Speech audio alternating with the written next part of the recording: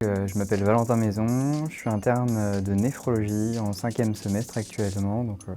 Je suis en stage en réanimation médicale à Orléans et je suis issu de la faculté de médecine de Tours.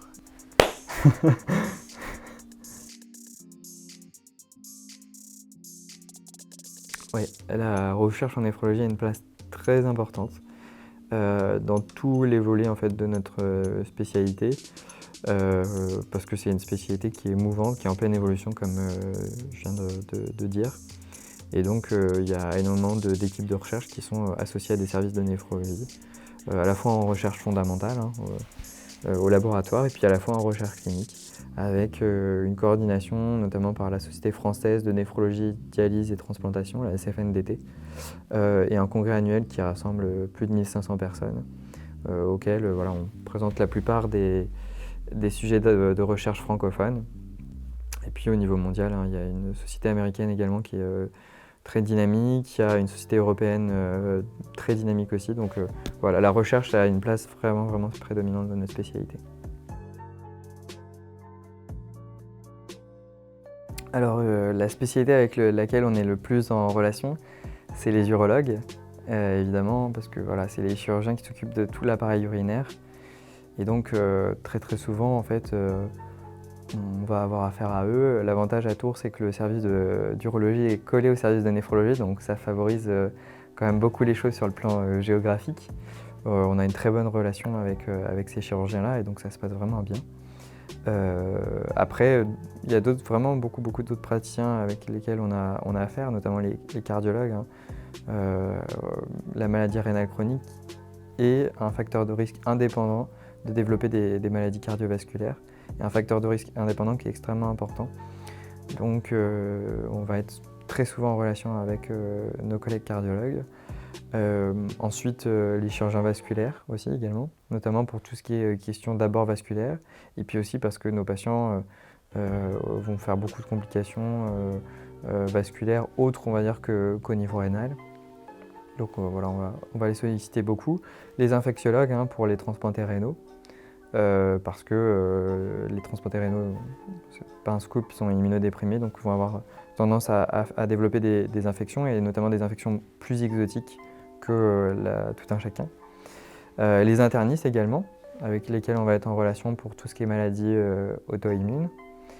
Et puis après, qu'est-ce que je pourrais trouver? Les diabétologues également, évidemment, parce qu'on a beaucoup de complications diabétologiques. Ça peut être tout un type de praticien, par exemple, je sais pas moi, si une transplantée rénale veut avoir une grossesse, il y aura un suivi alterné avec les gynéco-obstétriciens, parce qu'évidemment c'est une grossesse à risque. Donc voilà, il y a énormément de choses et il y a un rôle de coordination qui est essentiel du néphrologue. Et quand je dis coordination, ça veut dire que dans la plupart des cas, et c'est aussi pour ça qu'on revendique notre transversalité, quand un patient transplanté, insuffisance rénale chronique, dialysé, a un souci, il vient en priorité en néphrologie, dans la plupart des cas. Et puis après, on essaye de coordonner les soins autour de lui pour que ça soit idéal pour sa prise en charge. Et vraiment, dans la majorité des cas, ça se fait comme ça. Quand c'est pas possible, c'est-à-dire qu'on est obligé d'envoyer cette personne dans d'autres services, ça arrive, on n'a pas un nombre de lits qui est indéfini. Et dans ce cas-là, on a une activité d'avis. Donc dans tous les hôpitaux de France, il y a un téléphone d'avis de néphrologie qui sonne régulièrement. Et on peut se déplacer, on est amené à se déplacer dans les services quand nos patients sont hospitalisés là-bas. Et ça développe vraiment de très belles relations avec les divers praticiens. À partir du moment en fait, où on reste disponible au téléphone et on fait comprendre aux autres qu'on est disponible pour nos patients. Et d'ailleurs, le néphrologue est très attaché généralement à ses patients. Ça se passe bien et les soins sont optimaux. Quand on est diplômé, on peut faire généralement, comme dans toutes les spécialités, un assistanat ou un clinica. Donc c'est ce qu'on appelle le post-internat pendant 2 ans pour essayer de se spécialiser dans un domaine. Donc là, ça sera après la réforme, donc après la phase de docteur junior. Mais en tout cas, en termes de spécialité, je vous ai décrit un petit peu les 3 grandes branches, donc la dialyse. Je pense que tout néphrologue fait à un moment donné de la dialyse d'une manière ou d'une autre, en fait, que ça soit même les gens qui sont spécialisés par exemple en transplantation rénale, ils vont être amenés à faire la dialyse, notamment sur les gardes. Ensuite, la néphrologie un petit peu vasculaire ou immunologique. Et puis la transplantation rénale, il y a des néphrologues transplanteurs, hein, donc qui sont vraiment très spécialisés au niveau des CHU, particulièrement sur la transplantation rénale. Puis il y a on va dire un quatrième versant qui est minoritaire en France, mais qui existe, voire même deux versants qui sont minoritaires mais qui existent. Premier versant, c'est ce qu'on appelle les explorations fonctionnelles néphrologiques. Donc il y a quelques services en France qui font ça. Et notamment, c'est toute la gestion des troubles électrolytiques qui sont un petit peu compliqués et les maladies génétiques. Donc on va aller faire des tests chez les patients, par exemple sur des hyponatrémies ou sur des hypokaliémies ou des choses comme ça. Et on va aller soit leur faire des tests génétiques, soit leur faire ingérer de l'eau ou du calcium ou tout et n'importe quoi et faire des tests et essayer de voir ce qui se passe pour avoir des diagnostics précis, étiologiques. Et pour aider ces patients, donc il y a évidemment pas mal de laboratoires sur Paris, il y en a quelques-uns en France, mais c'est un petit peu une niche, hein, il y a assez peu de néphrologues qui font ça. Puis le dernier qu'on peut citer aussi, c'est les réanimations néphrologiques ou les soins intensifs néphrologiques. Donc il y a des néphrologues en fait qui vont être néphrologues réanimateurs. Donc avant, quand il y avait l'ancien régime, c'était le DES de néphro avec le desk complémentaire de réanimation. Là, actuellement, ça va être des néphrologues en fait, qui vont avoir cette petite spécialité en plus et donc faire de la réa néphrologique ou de l'USC néphrologique pour des soins intensifs à l'intention des patients de néphro. Non, parce que en fait, c'est ce que je disais tout à l'heure, en fait, l'avantage des stages d'externat, à partir du moment où on a un externe qui est investi dans son stage et à partir du moment où on a envie d'apprendre au lit des malades, je pense qu'on a quand même une bonne vision de ce qu'est notre spécialité. Moi, j'avais pu, par exemple, aller en consultation, voir un peu de greffe, voir un peu de néphro. J'avais pu aussi, avec mon interne, m'avait montré en fait un circuit de dialyse, comment ça se montait, le principe. Et donc, en fait, j'avais eu quand même un aperçu assez global de ma spécialité. Et encore une fois, à partir du moment où on ne pense pas à se barrer le plus tôt possible de son stage, finalement, on a un très bon aperçu. Et j'avais pas de surprise quand je suis arrivé interne, ou peu de surprises en tout cas.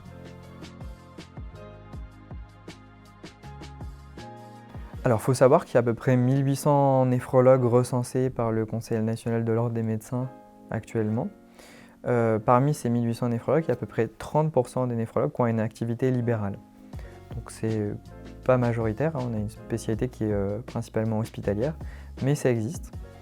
Et puis la petite particularité en plus dont on va parler, c'est que nous avons un milieu associatif. Donc si on reprend les trois secteurs, le premier, donc le secteur hospitalier, on va dire public, donc ça peut être des néphrologues soit sur des CHU, soit sur des CH périphériques, donc qui vont avoir des activités généralement qui sont très variées, vont faire de la transplantation, de la dialyse et de la néphro froide. Ensuite, on va avoir un secteur associatif.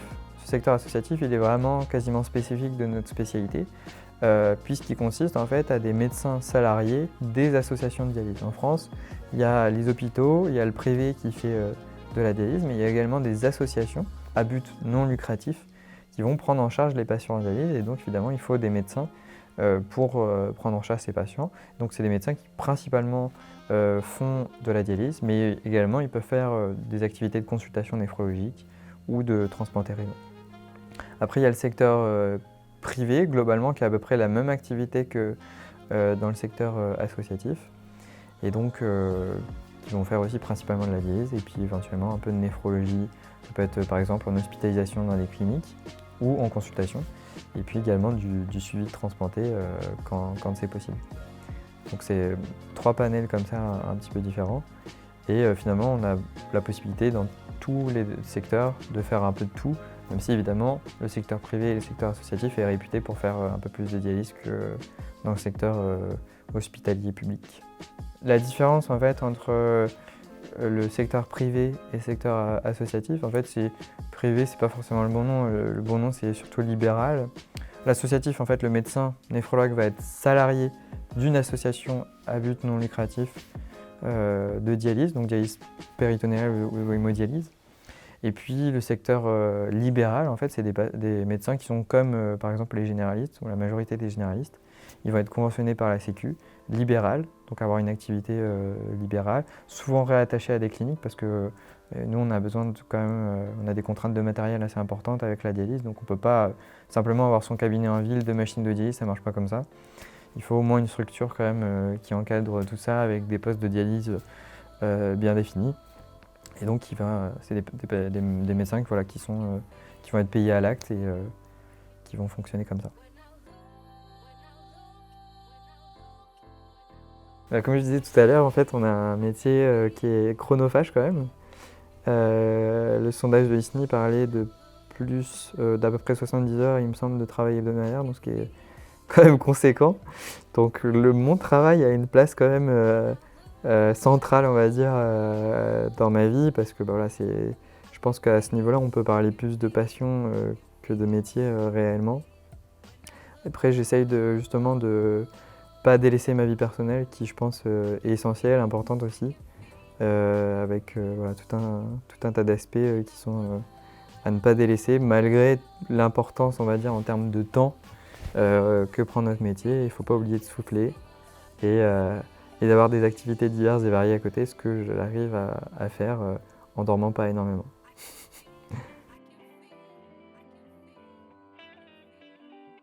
Alors, moi je veux raconter une journée type de l'interne, parce qu'évidemment une journée type du néphrologue c'est pas exactement ce que je vis. Une journée type, j'arrive dans mon service le matin vers 8h15, alors ça dépend évidemment des terrains et des services, mais on va dire en moyenne vers 8h15. Généralement il y a un staff, parce que vu qu'on a la particularité d'avoir des gardes de notre spécialité pour faire des transplantations la nuit, des dialyses nocturnes, etc. On a cette activité de garde, donc le rapport de garde le matin vers 8h30, où on fait un petit peu un état des lieux de la garde. Et puis après, on revient dans notre bureau, on boit un petit café pour bien attaquer la journée, être bien renforcé.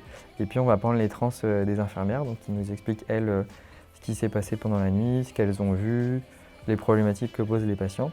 Et donc on détaille chaque patient un à un. Et puis après, on commence la visite. Donc généralement, quand c'est en CHU, on a les externes qui sont avec nous, qui nous aident pour la visite, qui apprennent au chevet des malades. Et donc on va voir chaque malade, on examine la biologie, on examine les examens d'imagerie. On coordonne hein, si jamais ils doivent partir à droite à gauche pour divers examens ou diverses problématiques auxquelles ils sont confrontés. Donc on voit chaque malade. Ensuite vient la pause midi, généralement on se rend à l'internat. On mange avec les collègues et c'est un moment assez bruyant et assez convivial. Puis après vient l'après-midi où généralement, comme tout service de médecine, les entrées arrivent.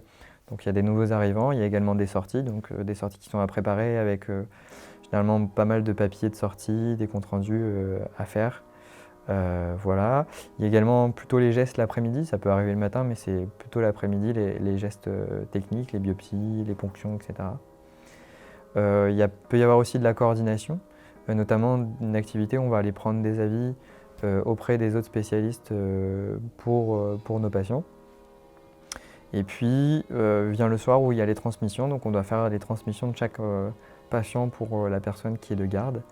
Et généralement la journée se prolonge et on essaye d'avancer un peu nos comptes rendus d'hospitalisation pour ne pas être trop en retard dans les courriers. Et puis généralement vers 20h on s'en va, quoi. Alors les gardes sont assez fréquentes, ouais. Après ça dépend des modalités, hein. Selon la taille de l'équipe, on a plus ou moins de gardes. C'est des gardes où donc on va gérer les transplantations. La transplantation rénale, quand on est de l'extérieur, ça paraît... alors je ne sais pas quel avis exactement ça renvoie.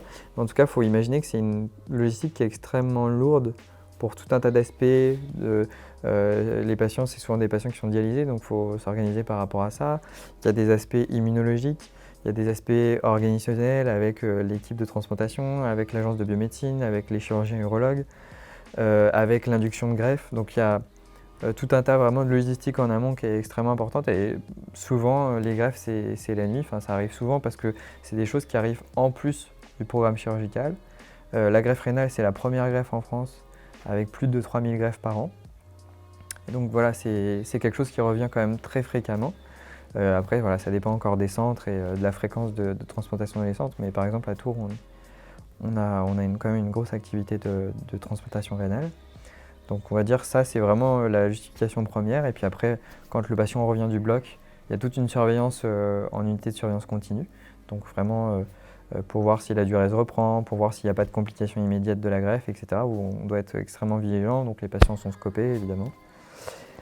Et puis l'autre grande partie de la garde, c'est les dialysés. Donc il y a la dialyse chronique, généralement il y a un roulement qui va jusqu'au soir, donc où les patients sont débranchés le soir un peu tard.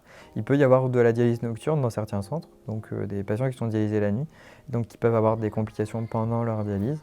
Donc ça, faut gérer tout ça.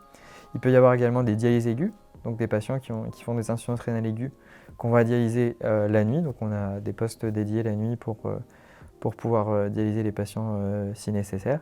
Et puis on a aussi tout notre service en fait de néphrologie et de transplantation. Donc il y a des transplantés même parfois des années plus tard qui reviennent pour des complications en hospitalisation.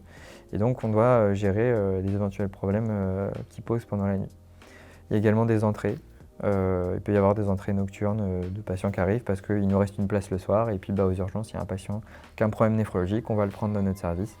Et donc l'entrée se fait la nuit. Voilà, c'est l'activité un petit peu de garde en néphrologie. Puis la fréquence, ça dépend vraiment de la taille des équipes. Ouais, tout à fait, j'ai une anecdote à vous raconter sur ma spécialité. Alors c'est une anecdote qui remonte un petit peu longtemps parce que justement ça a eu lieu pendant mon stage de deuxième année de soins infirmiers. Donc j'ai fait aide-soignant et un infirmier apprenti en hôpital de jour de néphrologie. Et puis comme l'hôpital de jour est accolé à la consultation, j'avais pu, avec la gentillesse des médecins, assister à quelques consultations et notamment une fois j'avais été avec le professeur Buchler, qui est le responsable de l'unité de transplantation rénale à Tours et qui est vraiment passionné par ce qu'il fait et notamment par la transplantation. Il a vraiment ses yeux brillent dès qu'il en parle, c'est assez impressionnant. Et puis il m'avait raconté une histoire qui m'avait marqué. Il m'avait raconté en fait l'histoire de Marius Renard, qui était un jeune charpentier plutôt, qui avait 16 ans et qui un jour tombe d'un échafaud. Avec à la suite une hématurie qui est cataclysmique et en fait il y avait une fracture au niveau du rein, donc il a été opéré, le chirurgien lui a retiré ce rein, sauf que ce qu'on ne savait pas c'est qu'il n'y avait pas de rein fonctionnel au niveau contralatéral, donc le patient s'est retrouvé anurique malheureusement. Et donc là s'est posé la question de qu'est-ce qu'on fait de lui. C'était les années 50, la dialyse était encore à ses prémices, en tout cas on ne pouvait pas faire de dialyse chronique, c'était vraiment très compliqué. Et donc sa mère a vraiment remué ciel et terre pour qu'on sauve son enfant de 16 ans. Et donc il y a des néphrologues et des urologues un petit peu fous qui se sont dit au niveau mondial, on va faire la première transplantation sur donneur vivant au niveau mondial. Et donc ces messieurs, il y avait Gabriel Richer, il y avait Jean Hamburger, donc c'était les deux chefs néphrologues. Et puis il y avait le professeur Michon, qui était l'urologue, et donc à Paris, ils ont décidé de prendre un rein à la mère pour le donner au fils. C'était la première transplantation sur donneur vivant mondial. Donc les premiers jours sont bien passés. Marius reprenait vie, ça se passait bien. Et puis un mois plus tard, il est décédé. Et en fait, il a fait un rejet parce qu'à cette époque-là, on ne connaissait pas du tout tous les aspects immunologiques, on ne connaissait pas les anti-rejets. Et donc c'est comme ça finalement qu'on a lancé la transplantation sur donneur vivant. Et voilà, pendant toute cette histoire, en fait, vraiment, le professeur Buchler avait les yeux qui brillaient, il était vraiment passionné. Et je me suis dit, comment ça se fait qu'un homme soit vraiment autant passionné par son métier? Donc déjà, ça a été le premier déclic. Ensuite, c'est une sorte de... Alors c'est une histoire réelle qui s'est vraiment passée. Mais c'est aussi un petit peu une fable avec beaucoup d'enseignements. Alors déjà, la beauté du geste de la mère, ça m'avait vraiment marqué, ça m'avait fait comprendre que c'était une spécialité avec un versant humain qui était incroyable. Aussi la folie un petit peu des néphrologues et des urologues de tenter ça, mais justement cette volonté d'aider le patient, de sauver ce jeune patient et de tenter quelque chose, parce que là globalement sinon il n'y avait aucune thérapeutique qu'on pouvait lui proposer. Et donc après la recherche qui a suivi derrière, donc c'est tous ces aspects qui moi jeune deuxième année énormément plu et je me suis dit waouh, c'est quoi cette spécialité qui est assez incroyable sur le plan humain et technique et médical. Qu'est-ce que c'est que ça? Et donc ça m'avait commencé à me mettre la puce à l'oreille. Puis après, bah voilà, j'ai pu étudier cette spécialité à la fois en plan pratique et théorique. Et c'est comme ça que je suis arrivé. Mais c'est vrai que cette histoire m'avait vraiment marqué et je me rappelle très bien de tout ça encore aujourd'hui.